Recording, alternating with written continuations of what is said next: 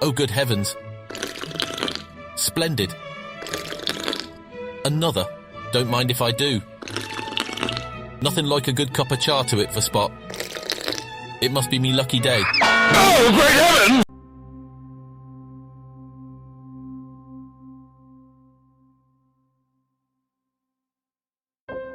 Hello and welcome to my YouTube channel. I am Espoir David, and there's been a pretty big update to the Your Boyfriend game. I mean, right off the bat, I just noticed the music is different, the song is different. It's not the same song that's burnt a hole into my brain. It's pretty nice, actually. So let's see if I can find the new stuff. Welcome, Espoir. You two have fun. Oh, the intro music is different too. It's nice, I like it. My life has been chaotic. My family broke out into another fit of drama, so I left the nest, ran straight to college, and got an apartment and a job. But lately, my job at a Greasy Spoon diner has been unbearable.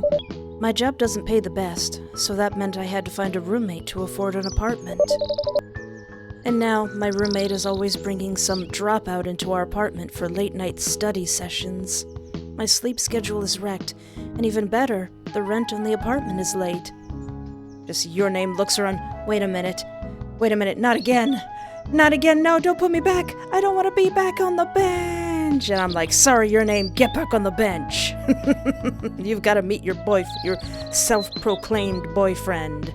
In my case, the friendship gets strained thinner as my friend keeps making excuses why they need me to cover their half of the rent. Thanks to that deadbeat, I'm working harder just to lose money on the rent. I'm nearly broke, and getting a second job feels like it will kill me. At least in this park, I have some alone time. It's so peaceful. It's so nice. I've always loved this part of the park. It's untouched by obnoxious family members and college jerks. The only people who come here are the groundskeepers. Even then, they only come by in the morning. Closing my eyes, I rub my face and huff out the tension in my lungs so that I could calm down enough to enjoy the peace and quiet. The birds are singing. The updated music is really calm and cool. Sure do hope nobody comes and ruins it. Just then, I feel someone sit down beside me. Startled, I turn and look towards the interloper. Whoa, hey, Ew. take it easy. It's just me. You remember me, the guy who lives rent-free in your head right next to your landlord and like 50 other guys. The stranger says, trying to keep me from leaping too high off the park bench. You're a jumpy one, aren't ya? He smiles and scoots himself closer to me, shyly and awkwardly. I keep my eyes on him, unsure what his intentions are. His unblinking eyes don't stray from mine, not once. Dude, you're just gonna come over here and you're just gonna stare at me? Go get some sleep, Peter. So, are you waiting for a family member or a friend? It just seems kind of odd for you to be sitting here, all alone like this, and so far away from the jogging track. A chill runs down my spine. I cross my arm over my chest and slide myself away from him and closer to the edge of the bench. How often does a sane person walk up to you out of the blue and start asking such questions? Not often, for me at least. He picks up on my unease and refrains from sliding any closer. He crosses his fingers in between his legs and smiles warmly. I mean, you don't look like a groundskeeper or one of the old people feeding pigeons after doing Tai Chi. No, I'm just getting some alone time to myself. Things have been pretty intense lately. He scoots himself even closer, his hand nearly touching mine as he smiles shyly. Look, I know this is sudden. Very sudden. But may I have the pleasure in taking you out to dinner? What? What was that? Oh no, I didn't prepare on what I'm gonna say first. I guess I'll be nice. Can I have the pleasure? Never mind, he was the weird one. I can't tell if he's a bit awkward or just eccentric. I think he's a bit of both. What? Why? Why did he have such an interest in me? I'm just sitting here. Well, I'm your boyfriend. Isn't that why you're here? Aw. Again, I'm pretty sure he's breaking the fourth wall here, saying he's your boyfriend in the game called Your Boyfriend because he knows it's a game and he knows that you're a player? You silly boy, stop breaking the fourth wall. My boyfriend? Why would he assume we were in a relationship? There's an awkward silence as the stranger sits, patiently waiting for my answer. Sure? I guess. It's not like I'm doing anything anyways, and it would be a nice break from the monotony. God knows I could stand to forget my problems for a few hours, and this guy seems interesting enough to keep my mind off things. Really? That's great! He beams, taking a hold of my hand into his own. I'll see you tonight at 7. He was about to stand up from the bench, but pauses abruptly when he realizes that he was forgetting something. Oh, I almost forgot. We need a place to meet up. Sorry, I know that I sound absent-minded, but I'm just so excited. How about that old diner downtown? It's nice and quiet, so no one will disturb us. The diner downtown? Which one? You know, the one you work at. That's not suspicious at all. Oh, okay. Great, see you tonight. And just like that, he hurries off with a leap in every step, looking as though he had just won the lottery. I watch him as he disappears down a path that bends around a shallow hill and out of view. The park was quiet again, and the serene loneliness sets in once more. It's just me and a few songbirds singing in a nearby tree. I sit for a while, replaying the strange encounter in my head a few times. Now, Peter, why didn't you just sit there and, kind of chat for a little bit? If you think it's awkward, then maybe you should communicate a little bit more. That's what this whole game is missing, communication. All y'all people need to talk to each other. I suppose that I should be flattered that he took such an interest in me. I can't tell if meeting someone like that is normal or not. It's nothing like I've seen in movies or television. But then again, if I were a Hollywood attractive, maybe it would be so normal that it would be almost annoying. I feel my cheeks flush as I think about him saying, "Can I have the pleasure?" A shy smile creeps from the corners of my mouth. He must be as new to this as I am. What a shy and awkward guy.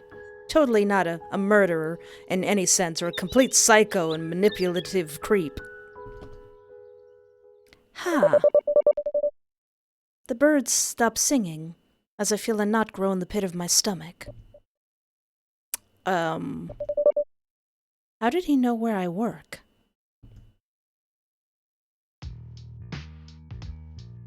NPCs! Hey, who's that guy over there? 7 p.m. I show up at the diner, feeling rather unusual about meeting someone at the place that I work at for a completely spontaneous dinner date. And with a complete stranger who knew that I worked here. He could have been a customer. That's a good alibi. Weird. I take a seat at a booth towards the back. The diner isn't very busy tonight, which is less unusual than most people would assume. Even though I work here, this isn't where I would choose to eat at. Maybe he was another customer that I had never paid attention to. While I work, I let my mind drift, and after a while, I do my job as if I were on autopilot. I really don't pay that much attention to names and faces, even towards regulars. Maybe he was one of those regulars, building up his courage to ask me out every day, but kept losing his nerve. A likely story. It's kind of a cute thought, but do I really want this to be a thing? Again, who's that cool-looking couple behind us? I want to know their story. I want to know what they're doing. Taking my seat, I wait. I look at the old-fashioned neon light clock that hangs over the jukebox. He's 5 minutes late. I might as well buy myself a milkshake while I wait. The waitress on tonight's shift is surprised to see me at the diner on my day off. I imagine she'll tell me, job loyalty is one thing, but the food here isn't worth writing home about. After serving the stuff for a few months now, I agree with her. But at least the milkshakes are good. They are the really old-fashioned kind made with real ice cream and ingredients, and not the powdered mix of flavored syrups like the fast food places. The waitress must have been less busy than I assumed, because she brought my shake to me only a few minutes later. Are we ever gonna meet the boss of this place? I pull the spoon from the vintage-looking ice cream glass and lick it clean. Meh, so good. I stir at the shake a little before I take a sip. Why do you taunt me like this? I still haven't gotten my strawberry milkshake. I need to stop at Friendly's or something. But I can't because it's the middle of the night. A man rushes in through the diner's front doors. He looks like he ran the whole way here with something tucked carefully in his arm. I immediately recognized his sleeveless hoodie and blue shirt. And bulbous eyes. And bald, perfectly circular head. He quickly scanned the diner in a bit of a panic. He was running late and probably thought that I may have already left. I was one of the few people in the diner, but he still didn't seem to see me very quickly. I wave him over. A smile of relief spreads across his face. Still winded, he hurries down the row of booths and sits across from me. Oh, you're late. I know. I'm so sorry. I had to make a quick stop. He speaks between breaths. I don't know where he came from, but he must have ran the whole way when he realized he was running late. Giving a timid smile, he pulls out the long white box that he was carrying. He places it on the table and slides it over to me. Here, I brought this for you. Thinking about earlier today in the park, it might have been a little creepy to ask you for a date on the spot. No, really? That's not weird at all. I thought I might get you a little something as a way of apologizing. If it was awkward for you, of course. It was very awkward, Peter. He got something for me? Really? And it better not be a severed ear or fingers or something. Opening the box, I look inside. I see 2 long stem roses with deep red petals. The thorns were removed, and they were bound by a shimmering black silk ribbon. I'm gonna be nice to the boy. Oh, they're lovely. Thank you. He smiles as I take the roses out of the box gently, as if the thorns were still on the stems. I draw the aroma in deeply. They were so wonderfully fresh and fragrant. It's no bouquet or anything, but I thought they looked nice. He watches me admire his gift. They are very nice. Thank you. I place the roses gently back in their box. He can't possibly grin any wider. He realizes that he's staring at me, maybe just a little too long for comfort, so he reverts his eyes shyly. But there were a few nagging questions that have been hanging over me like a storm cloud. And while he was in a good mood, I figure that I should inquire a little about this cute but bizarre stranger. Dinner in a greasy spoon diner, with a stranger carrying a box of roses, didn't seem ordinary, and I had to make sure that he wasn't going to propose at the cash register. I wouldn't put it past him. I bet if he got his way, he totally would do that. I stir the milkshake with the straw for a second or two. So, how did you know I work here? Oh, well, I walk by this place rather often on my walks. I catch glimpses of you through the window from time to time when you're working. I tried coming in, but I get cold feet and just keep walking. Like a loser. He glares down at the table, shamefully. I reach over and give his hand a reassuring pat. No, you're not a loser. You're just a little creepazoid. It's okay. You know what? I don't even know your name. My name? The smile on his face fades into a slight grimace, before his gaze drifts off to the side. I really don't like my name. Honestly, I'd rather be called something else, like a nickname or something. Oof, he must have a really horrible name, or really horrible parents that he wants to dissociate with. Okay, how about... keep things simple. I'll use your real name, Golf Ball. I'm sorry. Wait, what was that? How did you know my real name? I hate my name. Were you talking to girlfriend? Did she tell you my real name? No, seriously. Pick another name. No. Wow, you're really adamant on calling me Peter, aren't you? Fine, we'll go with that then. I don't know. I think it fits. You may not like it, but can you smile for me, Peter? I reassure him and give his hand another gentle squeeze. We're being nice this playthrough. The expression of disgust instantly evaporates into delight over the name I gave him. Wow, I didn't realize until now, but he has some really beautiful blue eyes. The vivid color left me taking in their deep blue hue, and I didn't realize that I was staring until he spoke up. Are we having a moment or what? A blush spreads across his cheeks as he squeezes my hand back. Sorry. I pull my hand from his, cursing myself for staring like that. Wow, now I'm the awkward one. I'm saying, if you would have some boundaries, some control, and some communication, this could work. I can feel the heat radiating from my cheeks, and I imagine them glowing bright red like a Christmas light. The thought makes my cheeks warmer, and probably even more red. He chuckles and shakes his head.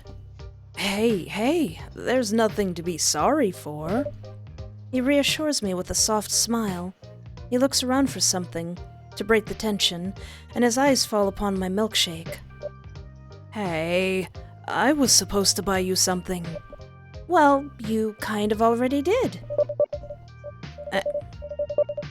I point to the box of roses. Besides, we could share this, just as long as I get the cherry. Deal? I scoot the milkshake towards him. He looks to the side, reaching over to take it. Man, our first date and you're the one buying. I'm very terrible at this. Well, how about you buy next time? His eyes go wide, and he stares at me with surprise. Next time? You want to meet up again? Well, this wasn't a total disaster, right? So, yeah. His face glows as red as I imagined mine had, and he stammers wildly as all of his thoughts unexpectedly evaporate into an explosion of joy. Aw, he's so happy. I mean, I guess it wasn't. I don't think so, but I don't want to argue with you. It was cute seeing him struggle for a coherent thought, while also trying to contain his happiness. His happiness of being with me, of all people. Still, as much as I was enjoying his company, and regardless of how flattering it has been, I couldn't stay long. I look out the window in a bit of an exaggerated way in order to get his attention. Hey, bud, I gotta go. It's getting dark. I don't like walking home late at night. How about we continue this on our next date? Standing up from my seat, I pull out one of the napkins from the dispenser. Do you have a pen? Oh, I think I do. He pulls one from his pocket and hands it to me. I write down my name and number, and smiling, pass the pen and napkin back to him. Here, call me and we can hang out again soon, okay? Taking pen and napkin from my hand, he gazes down at the number in complete awe before looking back up to me. Of course, I'd love to see you again. Aww. I walk to the register, pay for the shake, and, with another quick look back at him, I wave and leave the diner. I walk more quickly to try to make it back to the apartment before nightfall. It gets colder outside, but for some reason, I feel warm the whole walk back. Because I wasn't being a cold-hearted douchebag. Once I'm finally back in my apartment, I quietly walk to my room so that I don't disturb my roommate. Judging by the thumping and moaning sounds coming from the other side of the wall, they seem to be having another study session. Oh, Someone must be making macaroni and cheese, and it must be really good macaroni and cheese. Don't eat too fast, you're gonna choke. Fluff, I wish they would be more quiet. I have to live here too. Save me some macaroni and cheese. I don't bother to turn on the lights in my room and flop heavily on my bed, face first into the mattress, limbs spread wide. Letting out a long, loud groan that made the couple next door pause for a brief moment, I eventually roll onto my back and stare up at the ceiling. Despite having so many other things on my mind earlier, my thoughts never stray far from Peter. Looking over to the box that was still in my hand, I open it up one more time. I pull out the bundled roses and, smiling a little, draw in their sweet fragrance again. I hope he calls soon. Hey, there better not be nobody lurking at my window. Oh no!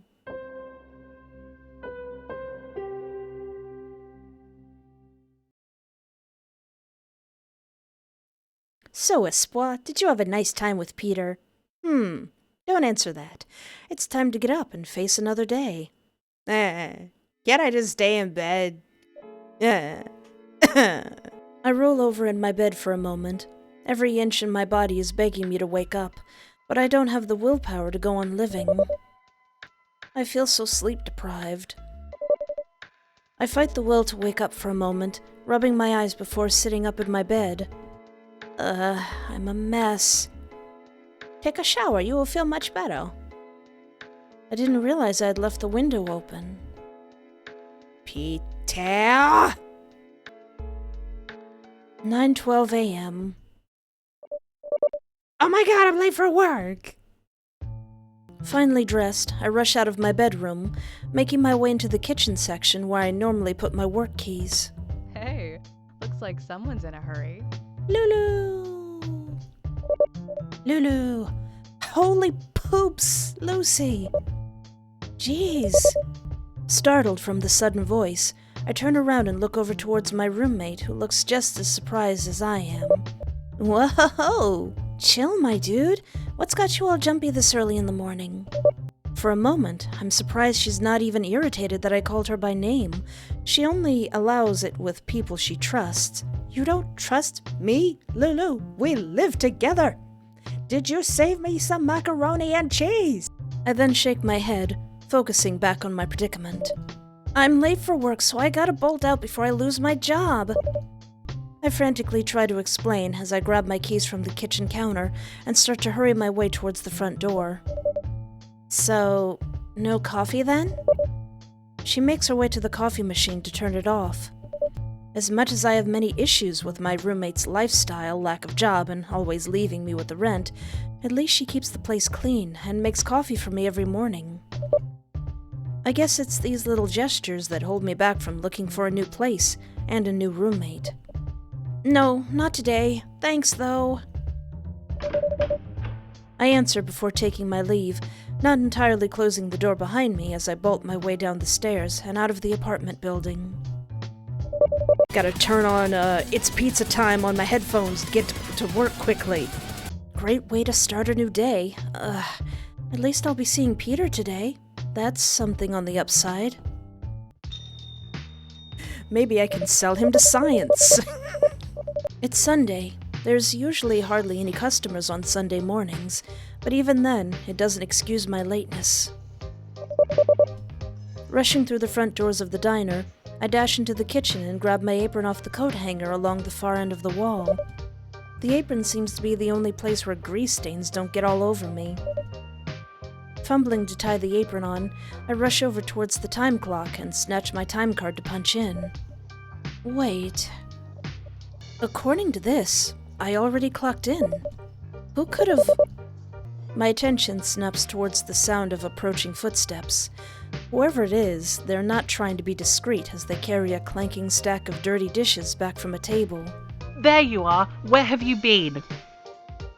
TK, I'm sorry. I've been covering your shift for the past 45 minutes without the boss even knowing you're not here.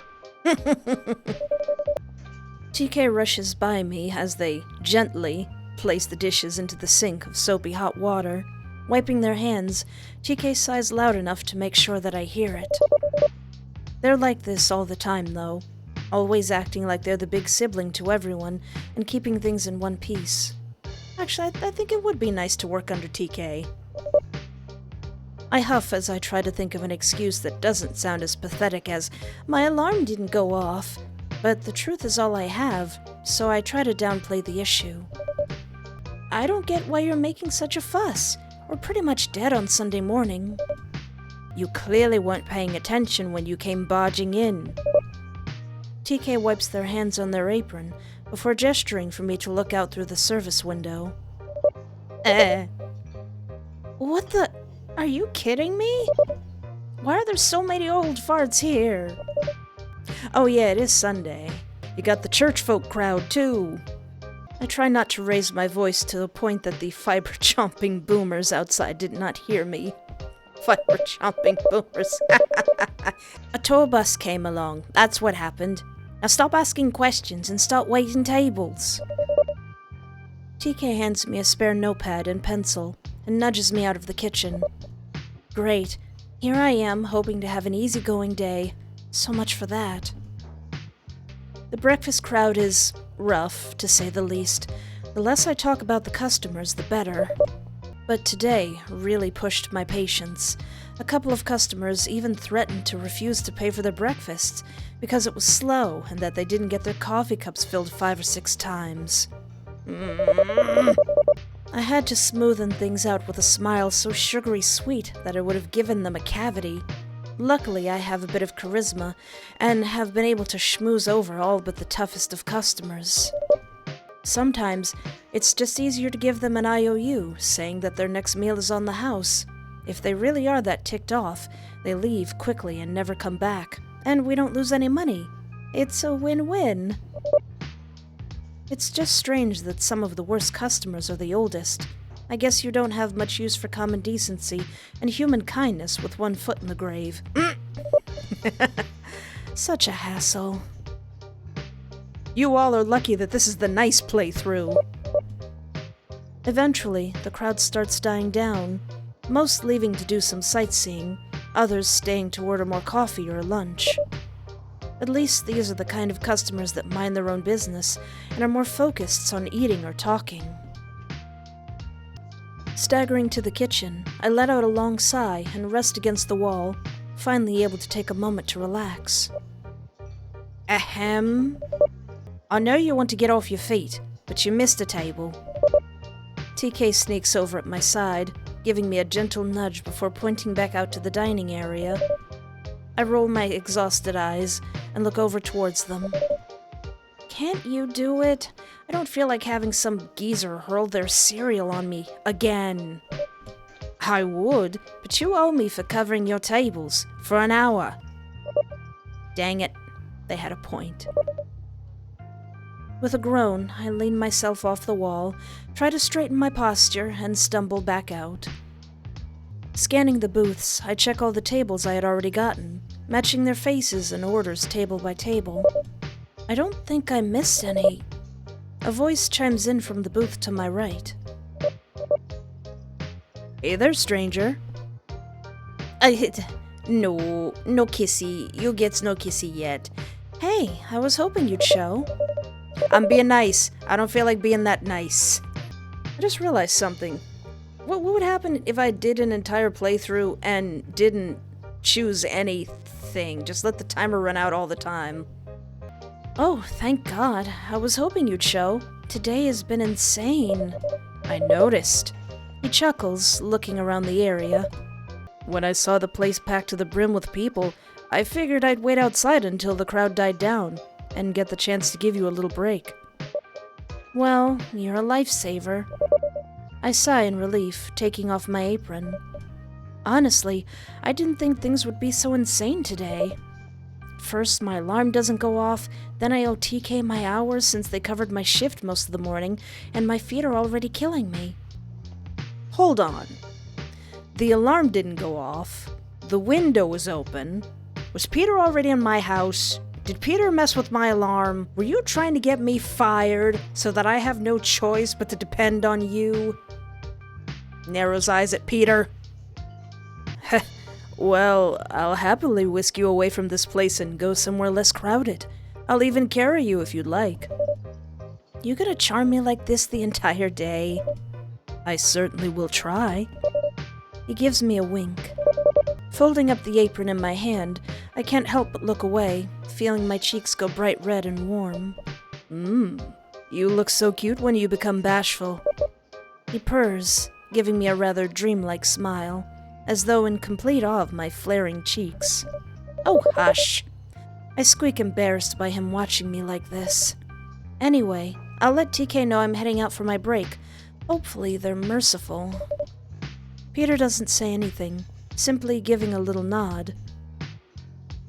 Are you okay with that, Peter? I walk back into the kitchen area, hanging up my apron just as TK approaches me. Oh, and who was that? They take a glance out into the dining area before returning their attention to me. Him? He's my boyfriend. It's crazy because we just barely met yesterday and he asked me on a date right out of the blue. Ha! They don't seem to respond well to this as they give a little frown. That's rather quick. Oh wait, were you being actually serious? Espoir in the game? I think I'm being a little bit too nice. So, he's just here to see you, right? Actually, he's here to take me out on a little date break. Break date. Break dance. Date. A little break date. We might stop by my place and get lunch before coming back. Oh, so it's serious then. Just I rush in and cover up Espoir's mouth. It's not that serious, TK. It's not. It really isn't. They try to look as though they aren't bothered by this. Maybe. I don't know. I'd love to see where this goes. Honestly, with how crazy everything in my life has been, this guy is a nice change. TK seems troubled, attempting to keep a forced smile on their face. You just have to say that you're fine, but you're not really fine. I guess. It's just that I was kinda hoping that maybe I could treat you to lunch sometime. Another playthrough, TK, another playthrough. Bless their heart. I know they've kind of got a thing for me, though things have been so crazy. I don't think dating a co-worker would help out. What would happen if I let this run out? I'll have to see. Yeah, how about tomorrow? Sure, I'm being nice. I'm being nice to you because I'm being nice to everyone. Well, how about tomorrow? I mean, I do owe you for covering my part of the shift today. Yeah. They seem to perk up at this offer, doing their best to act casual. Aw, I want to see more of DK. I want to see DK get excited. Yes, you do. We both work tomorrow, though. So how about coffee on our way to work? Nothing like a nice perk before dealing with Monday's crowd. You got it. Coffee and maybe a muffin if I feel like spoiling you. I wouldn't fight you on it. Well, I'd better not keep you two. Be safe, alright? I don't want to take on the rest of today on my own. No worries, I'll be back in about an hour. Do they not say the line anymore of, when your name says, I'll be back before you can say, where's your name? And then TK says, I say that all the time, but you never show. Or is that in a different choice path? I don't know. We're hunting for updates here. Peter stands there with a bit of a blank expression on his face, almost as though he's lost in thought. He doesn't seem to recognize me as I approach. What were you doing, Peter? Hey, you alright? He snaps back to reality after I reach over and nudge his arm. Huh? Oh, yeah, I'm fine. Just a little burnt out is all.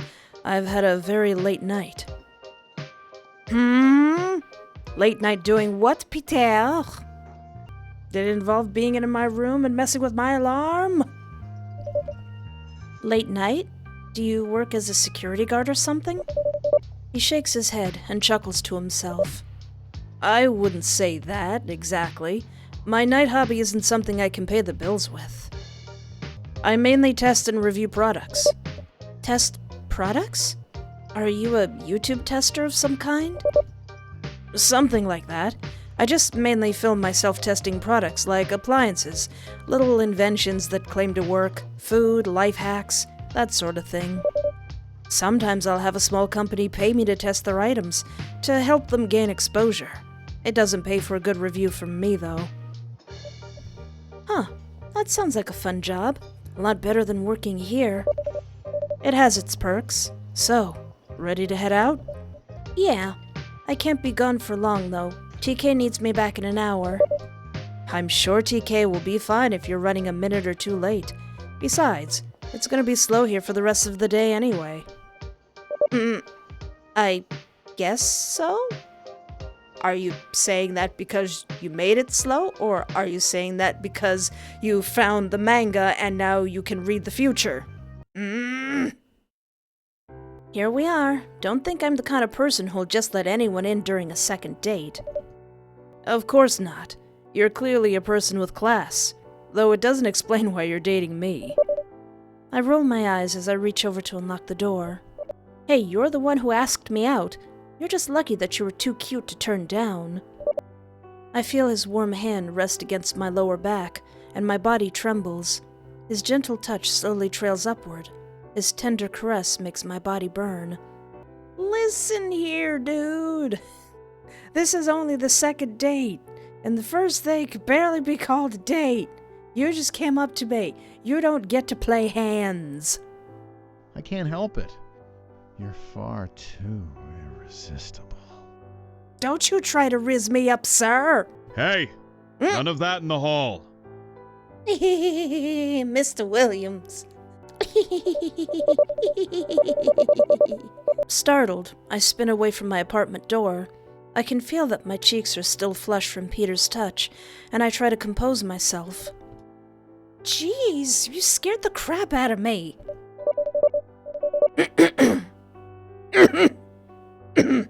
Espoir, I didn't expect you back so soon. Shouldn't you be at work? My landlord looks as cranky as ever. I am. I'm just taking a small lunch break. It's only for an hour.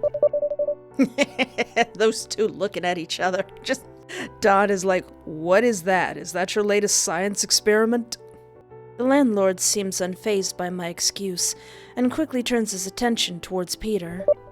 And you are? Peter. I'm Espoir's boyfriend. Peter says, unwaveringly and clearly irritated by being interrupted. Yeah, boyfriend. Sure. Peter continues to glare at him, but the landlord, completely disinterested by the lanky stranger, turns his attention back to me. Oh no, don't look at me, Mr. Williams, no! Anyway, I suppose you can guess why I'm here. I groan as I turn to unlock the front door. Yeah, I know. I'll talk to her when I see her later tonight, okay? If you see her tonight. You can't keep covering for Lucy like this, Espoir. Look, I appreciate that you're killing yourself to keep a roof over her head, but this is getting out of hand. I know that I'm running out of excuses to defend my roommate, but my mind keeps searching for them. I stop messing with the door lock when I realize I've just been playing with my keys to keep from facing the landlord. I feel like a child being scolded. I hang my arms to my side, trying to hold back a sigh. I turn my attention back towards my landlord, and try not to stare at his hairy, beefy chest.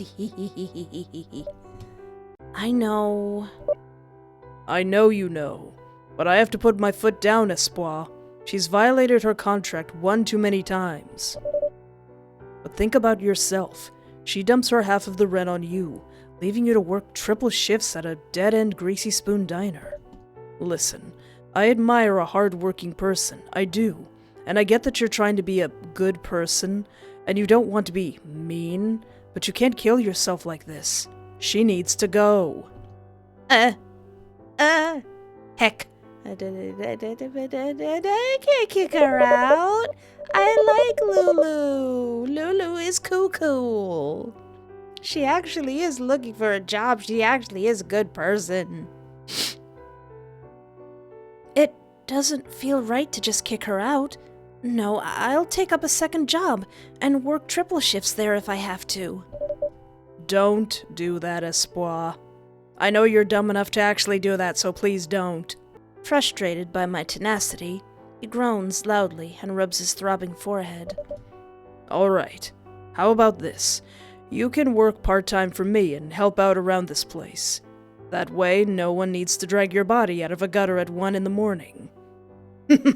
Just as planned! That's exactly what I wanted to do. He flashes a quick, resentful glance at Peter. Now, since I know that Don actually does like you, is he... is Don thinking, is that my competition? I could mop the floor with this guy. Literally. I could turn him upside down and put a mop on his head. Wait, really? You're offering me a job?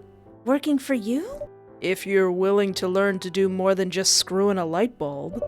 Wait, you can at least do that, can't you? With the kids today, you just can't tell. No, I mean, I can learn. Thank you, Seriously? You even can't remember my name? Oh boy. How often do I even talk to you to remember? He seems to crack half of a smile at my little retort. Ha, fair enough. It's Don Williams, kid. But Don will do. Shut up, Peter. I didn't say anything. Shut up anyway. Anyway, stop by my office the next time you have a spare moment and we'll talk. Of course. Don? Nodding once, the landlord turns around and walks away. Peter, don't you dare. Don't you dare. I'm going to punch you in the stomach if my sexy, sexy landlord ends up in that body bag. I just got done killed, didn't I? Well, here we are. I extend my arms out as if showcasing the layout of the place. Walking in, he scans the apartment, looking rather pleased. Not bad. Definitely a bit bigger than my apartment. Glad you like it. I'm beaming with a huge smile, and I hold my hand out to him. Anyway, shall we? Absolutely. He takes my hand firmly as we walk to the kitchen. I have him sit down at the table while I go to the fridge to get him a drink. As I'm searching through the fridge for some soda cans, I turn around and notice Peter's expression falter. What's wrong, Peter? Huh? He stutters, snapping out of his melancholy trance. Oh, no, it's nothing. I'm fine. I pull a soda can from the fridge, fill a glass with ice, and watch as he tries to put on a happier face. Are you sure? Really, I'm sure. It's just... He sighs as he takes his soda can and pours it into the chilled glass. I guess I just can't help but feel bad that you have to put up with a roommate who's taking you for granted. Oh, that. Well, hey, look on the bright side. At least I'll be working a second job that'll cover us both, and I won't have to work as many shifts at the diner now. Isn't that great? Peter tries to form a smile, his sadness still lingering in his eyes. Of course it is. He sips the drink and then sets it down to gently take my hand in his. Espoir, I think you're a wonderful person, and you deserve the best from all the hard work you've put in. He brings my hand forward to his lips, kissing it gingerly. And if I were your roommate, I promise I'd put so much effort into my work to help you pay the rent, and whatever else you'd like. I don't know if it's the way he says those words, or maybe the look in his eyes, but I can't help but feel touched. Aw, Peter. Dude, I have literally known you for 2 days. You don't get to be this sincere. With a smile, Peter immediately stands up, stepping closer to me with his body pressed against mine. Fluffing landlord. Oh, God! Peter turns his head, letting out an irritated groan as he glares over at my roommate as she bursts through the front door. Lucy! Hey! You're home! Oh, not for long. I was gonna hit the bottle, but it seems you two need some alone time. You guys gonna make macaroni and cheese? We were just getting lunch real quick. Yeah, just a quick lunch break before going back to work.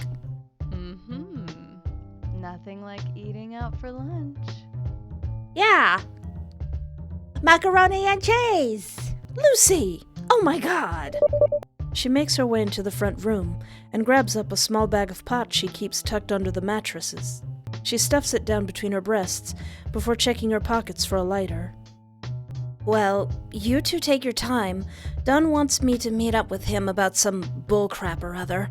I'll be back later tonight, though. Are you bringing your stash with you as you go to meet the landlord? That doesn't seem like a good idea, Lulu. Hey, maybe you and I can have a little late night for once. You know, if you're not too tired after this. Sure. I'm being nice to everybody. And I didn't kick you out this time. Since when does Lucy ever want to hang out? Maybe she knows she's getting kicked out and is trying to sweeten things up with me. Sure. Great. She beams, walking over towards where we are, and places a peck on my cheek. I'll catch you later tonight, darling. Peter, control yourself. Control yourself! I'm caught off guard by this gesture, looking rather confused as she pats Peter on the back. Don't rough Espoir up too much. God knows they need a good fluff, but I prefer my roommates being able to walk afterwards. What do you mean, Lulu? Why would I not be able to walk after we make a gigantic bowl of macaroni and cheese? Lucy, please go. Oh, and I got some condoms in my nightstand. Lulu, why would we need condoms to make macaroni and cheese? Lucy! I love you too. She does seem like she'd be actually sweet and fun to be around. Peter, don't you kill her. Well, I know you're gonna kill somebody. With that, Lucy finally leaves the room, locking the door behind her, possibly to make sure we're not disturbed again. After a moment of silence, I step away from Peter a little, looking down to the floor while feeling both embarrassed and very, very flustered. I'm gonna see what leftovers we got stored away in the fridge. I say in a hushed tone, biting my lower lip as my eyes drift back up to him. That devious glint was still in his eyes, but casually he nods in agreement. Yeah, can't send you back to work on an empty stomach.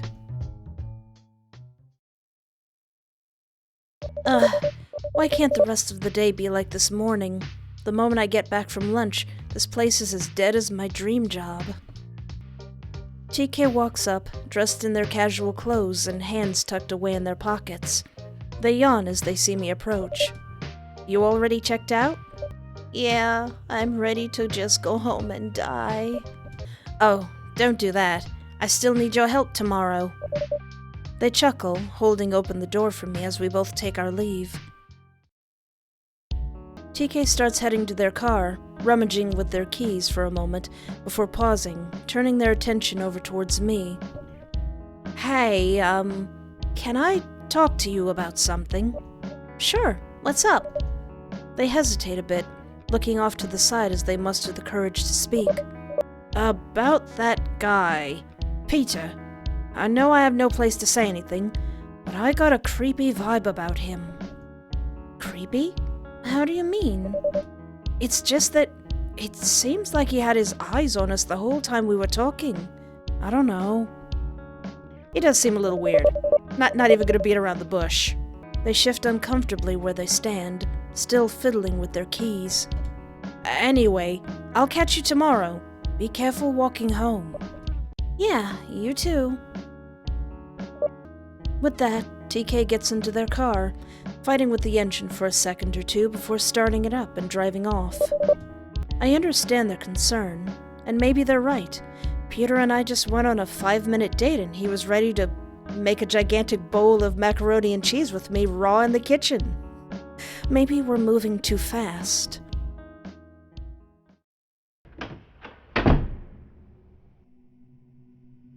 You don't think all this is going a little too quickly, Pete's?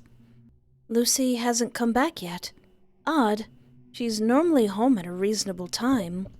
Well, normal by her standards anyway. Guess I shouldn't be surprised that she isn't back yet.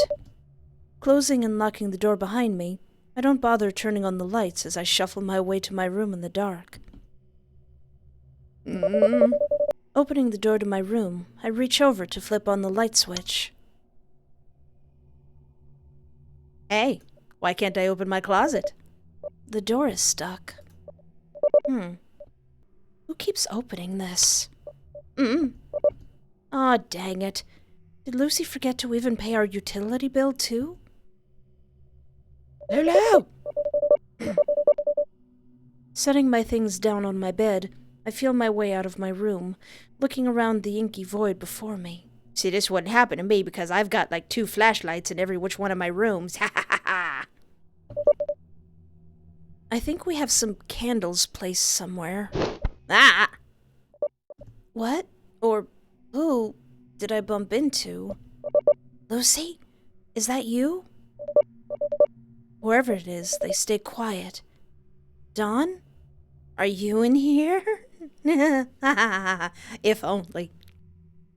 I still need to find a Yandere Dawn fanfiction or something, or maybe write it myself. I whisper again. My heart races faster as the silence only grows. Someone wraps their arms around me, and I feel something like a wet cloth covering my mouth and nose. I try to break free, but they don't loosen their grip. Oh God, I'm starting to feel drowsy and weak. Who's doing this? Why? A chill runs up my spine as I feel something that feels like a kiss against my cheek. Then I hear a familiar, seductive voice whisper in my ear. I'll see you tomorrow, darling. Ah! What is he...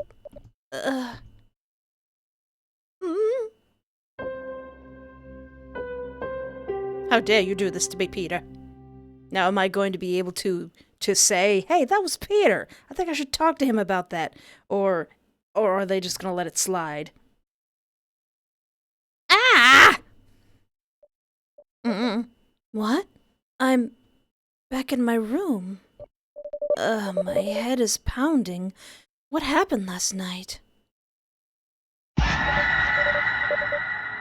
Oh, what, did something happen? Was there a jump scare that I've had to play through like 57 million times? Oh God, that's right. I wasn't alone. The one who attacked me, his voice was just like... Now should I choose to say it was Peter? Oh, there's no timer. Well, yeah, I guess there wouldn't be. Dang it. So how am I gonna do letting the timer run out playthrough if there's no timer for some of these? No, I'm not gonna be naive. Peter, why did he do that? What's up? Why did he do that? TK's right. There's something wrong with him. I need to call Peter and talk to him about this. Where's my phone? Ah! Who could that be? If it's Peter, it's probably best to get this out of the way. I just need to be careful.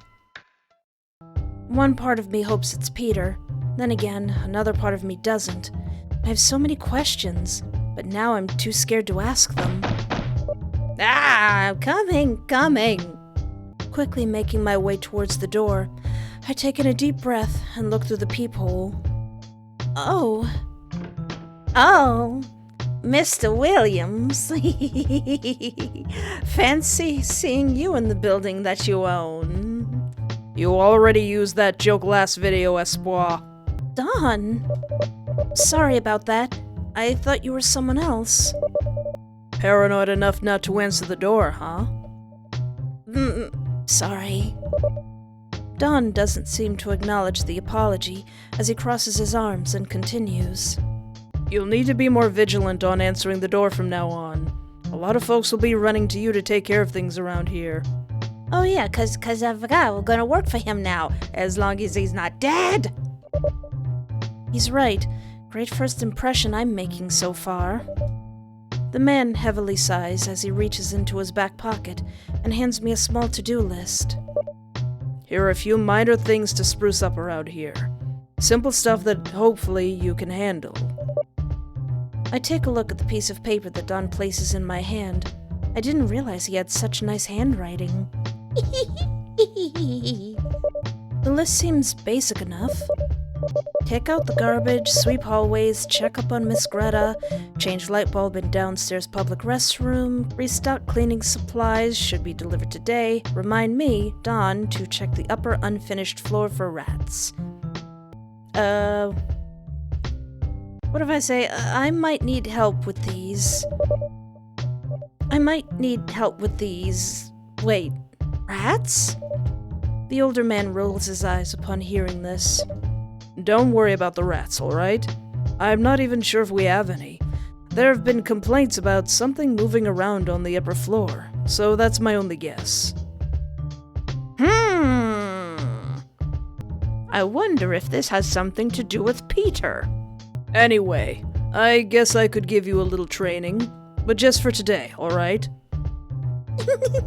Of course, Mr. Williams, you can give me all the training. Ha! Just Don says, on second thought, maybe not. Just maybe not. All right. Thanks, Don. Once Don is gone, I look down at myself. I guess I'd better hurry and get ready for work. I don't want to be late 2 days in a row. Besides, TK and I are gonna have a little breakfast together, so it's not all bad. As long as they're not deceased.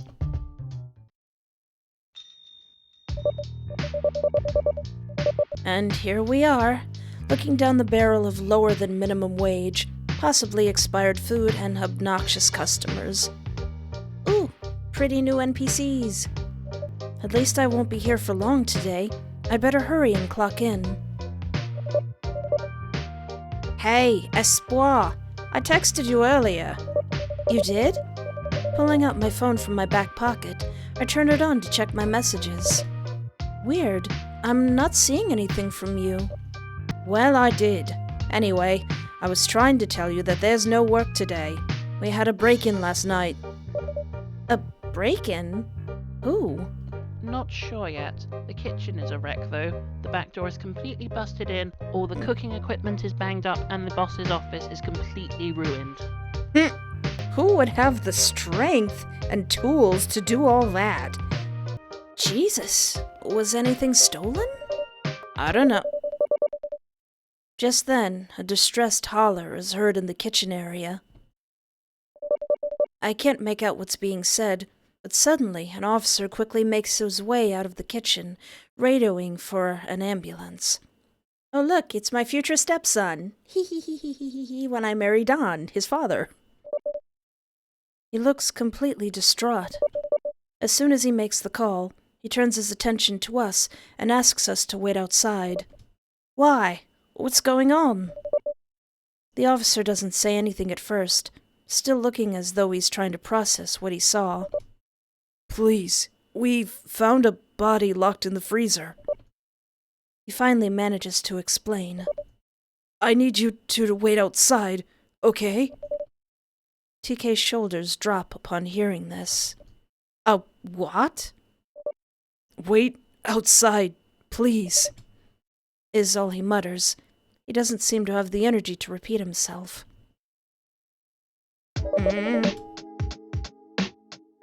There's still silence between TK and me, even with the cars driving by, people walking around us, and the wailing of sirens in the distance. Everything seems so quiet. Christ, now I feel bad for wanting a little more excitement in my life. You and me both. You don't think we're gonna be suspects, do you? Best to wait out here until they call us back in. We don't even have security cameras in the place, so it could be anyone. Oh, there you are. I've been looking everywhere for you. Where did you think I would be?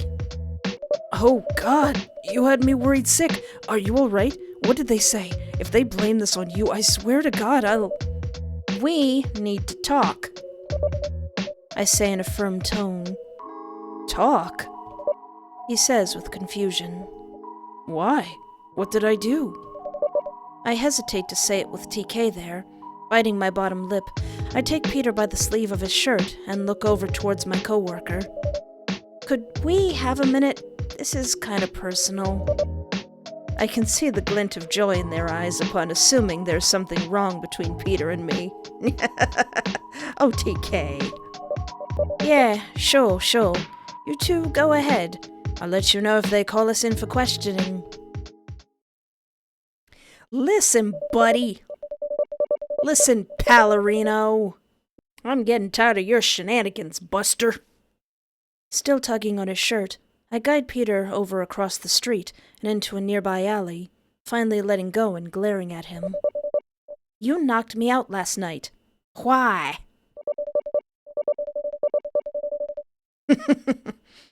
Peter looks surprised at this, not knowing how to respond at first, as he tries to mouth out some kind of excuse. Me? I didn't knock you out. I was back at my place after I took you back to work yesterday. I swear on my mom's grave. If she was dead. Sure would be nice if she was. I cross my arms, showing that I'm not buying this bullcrap excuse. Listen, buddy, I know what my dreams are like, and that wasn't a dream. I'm not an idiot, Peter. You knocked me out when the whole place went black, and I'm not happy about it.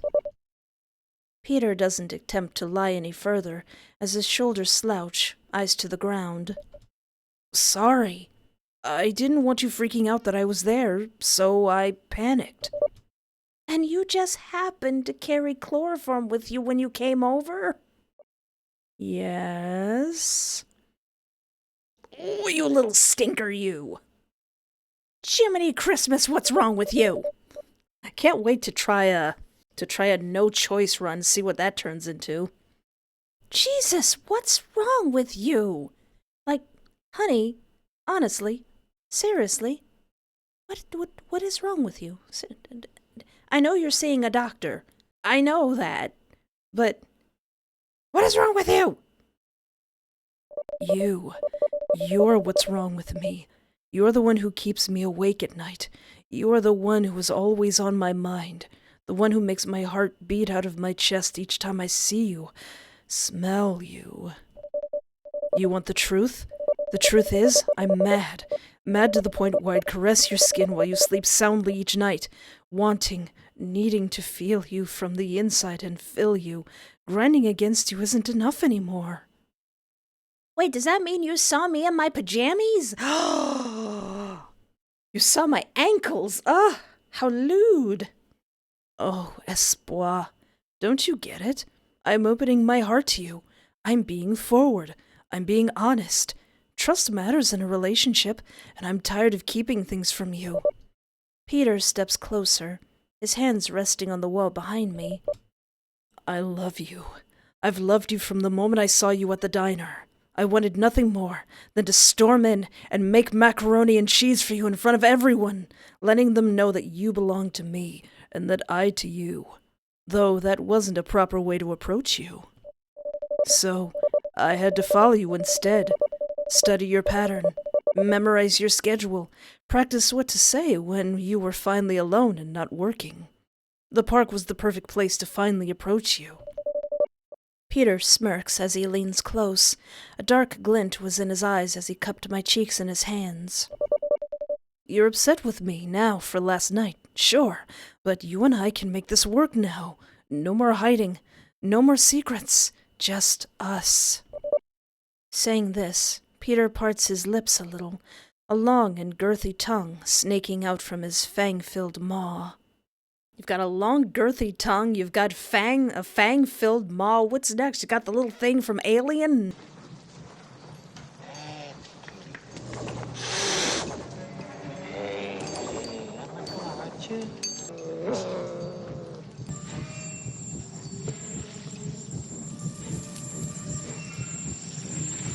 I'm your boyfriend. God, I could you against this wall right now. Oh yeah, I forgot his eyes glow in the dark like a flippin' cat. I will sell you to science, Peter! Run for it. You're insane. Hey, now, slow down. Okay, I'm still trying to be nice. Buster, slow down. Slow your roll, because if I try to run, he's gonna knock me out, and then, like, the whole day is kaput. Hey, now, slow down. I say as I rest my hands on his chest, gently pushing him away from me. Peter seems to enjoy feeling my touch against him, the man giving a shuddered sigh as his gaze never leaves me. How could I? He whispers in a lustful tone. Everything about you makes me want to do the most horrible things to your body. I don't know what I'm more disgusted with, the confessions of his stalker-like behavior and what he's done to me in my sleep, or the realization that I find these actions of his arousing. Come on, Espoir. You know that most of your fictional husbands are yanderes. You enjoy this, don't you? That's true, but shut up. Look, we'll talk about this later tonight, okay? Set some ground rules or something so you don't need to break into my apartment to, listen, you little psycho goofball. We can make this work. Stop being crazy. Peter seems to take my response well, as his animal-like posture softens a little, his lustful smile fading into a content grin before leaning forward and placing a kiss against my neck. I knew you would understand, my love. My body shivers upon feeling his lips against my skin, followed by those words with such a seductive tone. Well, I'd better head back over to TK. They're waiting for us. Peter finally pulls away after placing one last kiss along my jawline, composing himself with the same devious grin on his face. You go on ahead. I'll be at your place for a while until you get back. I can't wait to have that little talk with you. I tell you what, my landlord better not be in that bag, Peter. My future husband. Saying this, he licked his teeth with his unnatural tongue, giving me a wink before casually taking his leave out of the alleyway. Surprised he didn't spring up and run up the wall like the thing in Men in Black.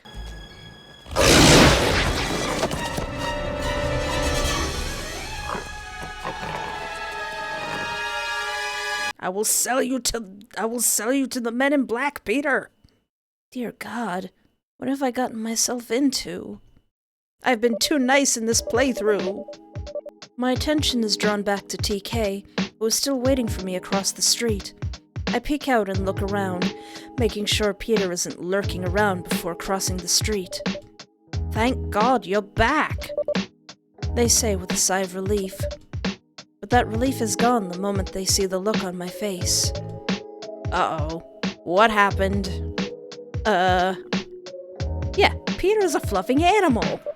I don't hesitate to announce as I rub my neck. Just imagining the things he confessed to me seems to have awoken a darker part of myself that I didn't know I had. Is there something wrong with me? I could tell with that hickey there. No shame in either of you, huh? Shut up! It's not like that, TK! Hickey? Fluffer must have snuck one in while he had me against the wall. Please, I don't want to hear it. They grumble, looking away with arms crossed. Oh, sorry. It's fine. You two are really moving along, huh? Did you not just hear me proclaim that he is a fluffing animal? Oh, you have no idea. I just hope it's not someone we know. I doubt it. I only know 2 other people besides you and Peter, and they're both back home. Oh God. My sexy, sexy landlord. What? What is it? Lucy didn't come home last night. Wait. You don't think... Pretty sure it's Dawn, though. Pretty sure that continuity thing is still in there. It's Dawn, and I'm gonna have to learn necromancy to get my sexy, sexy landlord husband back. I don't answer as I speed past TK and charge into the diner, pushing aside the still rattled officer as I make my way into the kitchen area.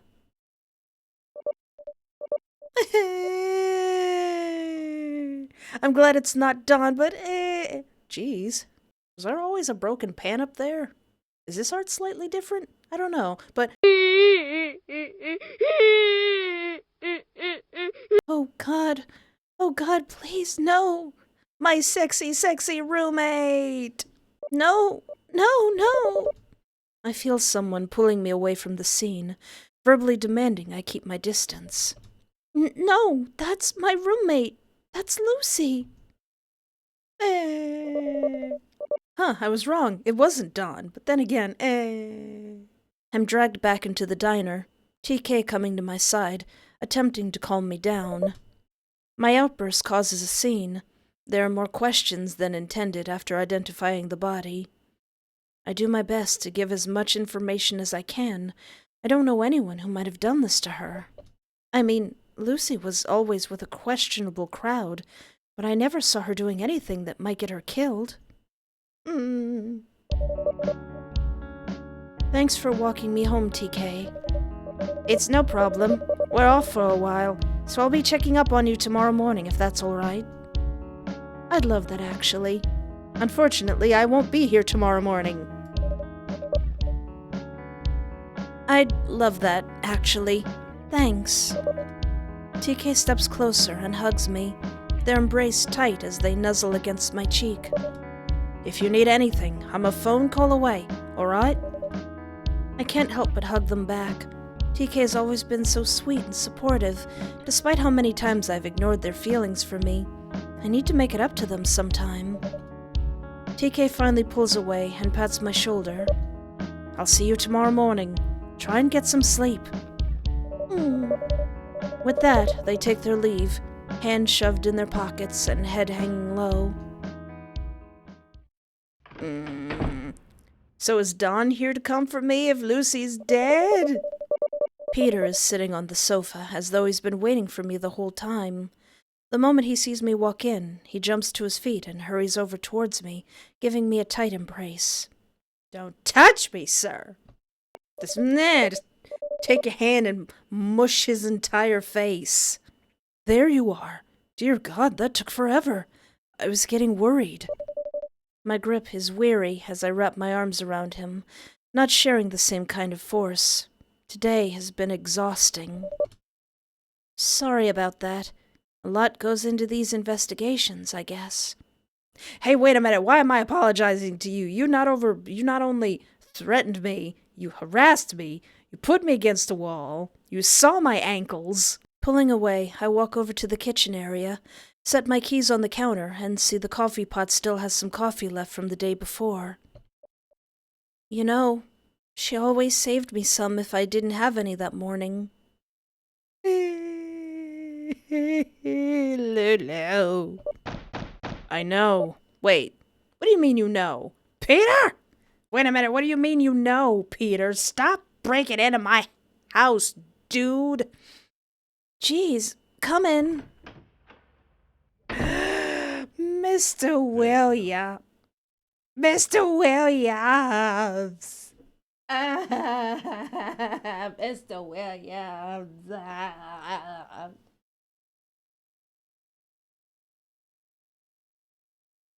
Is this a new cologne? Nice. The landlord says, getting straight to the point with his arrival. He glances over to Peter for a moment and sneers at the man before turning his attention back to me. I just wanted to come by and check up on you. To be honest, I'm not doing great, but I'll still do those tasks you gave me this morning. No excuses. The older man shakes his head. No, you won't. Life's a real mess right now. Even my boy is rattled by it. It's his first murder case after all, so he told me everything. Your son is an officer? Yeah. He and his boys were here earlier to see if they could find anything. Her room was full of nothing but job applications, some, toys, and various knickknacks. Nothing else hinting to why it happened to her. Yep, Peter. Do you have anything to add? Why? Why? So, it's a cold case? Peter asks, stepping closer to my side. I wasn't fluffing talking to you. And no, not yet. They're gonna keep digging around, hopefully, and catch the prick too before I do and snap their spine. That would be hilarious, wouldn't it, Peter? That would be just absolutely hilarious. You know, just him snapping the spine of whoever did this like a little twig. Listen here, you little grub. I might have wanted to kick her out, but I didn't want her to get cut up like a Christmas ham and shoved in a freezer for later. No one in their youth deserves that. Well, maybe you should have given her a job instead of Espoir. Then she might still be alive. Shut up, Peter. Stop making sense. Fluffing, say that again. Both of you, stop. I'm not in the mood. I will kiss the both of you. Both Don and Peter do stop, giving one last glare at each other before Don turns his full attention towards me. You're on your own again, and you can't keep this up. Third job just isn't in the cards because I don't want you killing yourself to stay. Do you know anyone willing to help you out with this? Peter, TK, TK? I don't think it really matters at this point. Well, my friend TK needs an upgrade. I understand they live on the south end of town. That crap hole? Jesus, I can imagine so. Well, if they're up for it, have them call me tomorrow and we'll get something arranged, okay? If I'm not too busy, that is. I will. Thanks, Don. Well, then TK's gonna be in the same position I am. The man doesn't say anything as he takes his leave, gently closing the door behind him. Man, who spit in his fiber meal? You be quiet, Peter. I'm not that much younger than Don. Could this day get any worse? Don't say that. I huff, walking over towards the sofa and flopping myself down. I keep quiet, looking over towards the TV screen that was in front of me. Lucy and I were supposed to have a night in, actually hang out for the first time since we've been roommates. Now I can't. Peter comes over and sits down next to me, wrapping one arm around my shoulder and tugging me close against him. This place is making you depressed, darling. Why not stay with me for tonight? Help you get your mind off of things. Hey, that's a great idea, Peter. No. No. No. I suppose so. I never actually saw your place. Darling, trust me, the moment you see it, you won't want to leave. And if you try, I'll just have to tie you down and make you stay. Are you joking? Want to find out? Sure. I'm in a fragile state here. It's bad decisions all around. I say with a hesitant tone. I have a gut feeling that this is a bad idea, but after everything that's happened today, I need a distraction.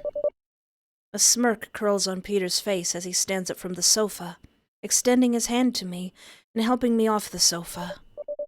So bold. I like it. I swear I feel my heart getting caught in my throat as I realize what I'm getting into. The man takes my hand and leads me out of my apartment. Waiting, parked on the curb, is a worn-down-looking gray van. Its windows darkly tinted on the side. All it needs is a free candy sign, and it's good to have several people report it. Goodness, Peter. If you're trying to be inconspicuous, this isn't working either. Peter opens the van door for me, helping me inside before closing it shut. Inside isn't too bad. He keeps it decently clean with the cliché collection of scented pine trees on the rearview mirror and an ashtray filled with various change. Buckle up. It's gonna be a long ride. How far? About 3 hours. 3 hours? I live rather far from here, just as I like it, but oh so far away from you. That's okay. The gas money's worth seeing you every day. Jump out the van. Sure, let's jump out the van. You shouldn't have gotten in the first place. This man is insane. Hearing his confession earlier, what he's done, And now I'm stuck in a moving van with him? I need to get out of here. Oh wait, or am I gonna die? Is that gonna kill me? Looking over, I try to feel for the door handle, but I'm not having any luck finding it. I'm hoping he doesn't notice, but out of the corner of my eye, I see his displeased expression. Love, we have a lifetime to forgive and forget. Don't ruin it now. Okay, but what if I, just punch you in your jugular? Well, no, then you'd swerve the car and then we'd both die. Ah! How dare you? Go ahead and sleep for the rest of the trip. We'll be home soon. I'm gonna get a concussion. You keep doing this, Peter.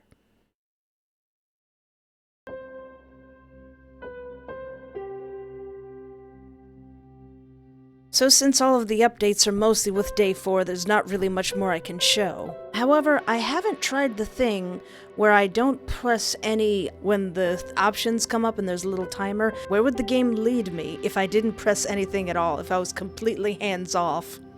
Obviously, there's some times where I'm gonna have to be hands-on, but I think the next Your Boyfriend game video that I make will be left up to the hands of fate. We'll let destiny take the wheel and see if it drives me 3 hours to a creeper's house. But anyway, thank you so much for hanging out with me. Take care of yourself, have a great night, and remember, there is always hope.